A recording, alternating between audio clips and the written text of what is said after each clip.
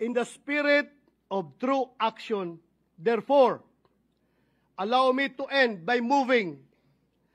I respectfully move that in view of its constitutional infirmities and questions on the jurisdiction and authority of the 20th Congress, the verified impeachment complaint against Vice President Sara Zimmerman Duterte be dismissed.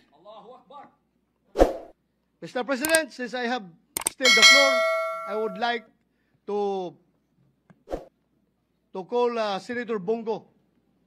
Mr. President. Mr. President, will the good gentleman yield the floor for a few remarks as part of the privilege hour availed by Senator De La Rosa? Yes, Mr. President. No problem with me. Thank you, Mr. President. Mr. President, I agree with the speech of Senator Bato De La Rosa. Ang gusto nating kalabasan ng paglilitis na ito ay hustisya. Senator Go, before you proceed, Chair has not yet recognized you. Session is suspended.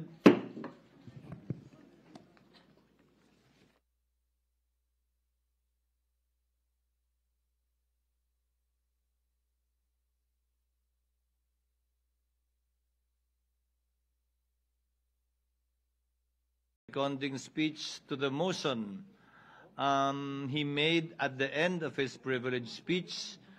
The chair has not yet acted on that motion and has not yet recognized Senator Go.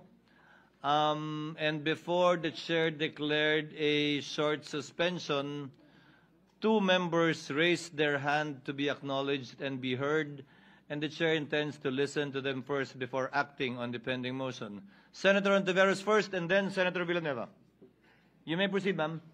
Immediately after the speech of the good gentleman from Davao, I move that any interpellation or any action, any seconding speech on the privileged speech be suspended momentarily after his speech to allow us to take our oath, which was the subject of the approved motion yesterday, and again, the subject which was the subject of the approved motion yesterday, which is an offshoot of a question of privilege, which takes precedence over all motions. So I restate my motion, Mr. President, to momentarily suspend any action, whether interpellation or seconding speech, on the privileged speech of the good gentleman from Davao, para sa wakas bigyang daan yung inaprubahan nating motion kahapon na manumpa na po kaming I still have the floor. I have the floor, Mr. President. I have the floor, Mr. President, to make way for taking of the oath before the presiding officer, Mr. President.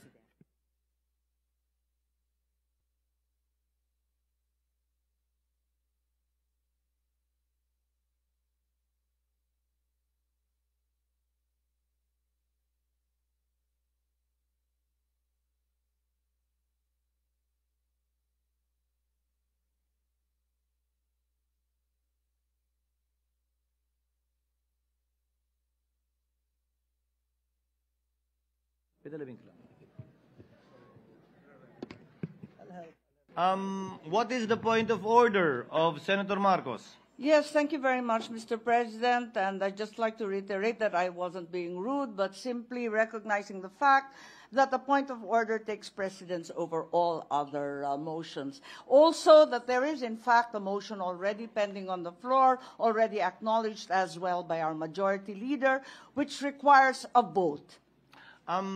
Duly noted, but the chair has not yet acted on the motion, and there has been no objection as of yet. We will address the motion of Senator Bato, as the chair said earlier, after we hear from Senator Villanueva now. With all due respect, Senate President, the Deputy Minority Leader is proposing yet another motion on top of the pending motion. The chair that will is not allowed. The chair has not yet acted on that motion and will not yet so act on that motion.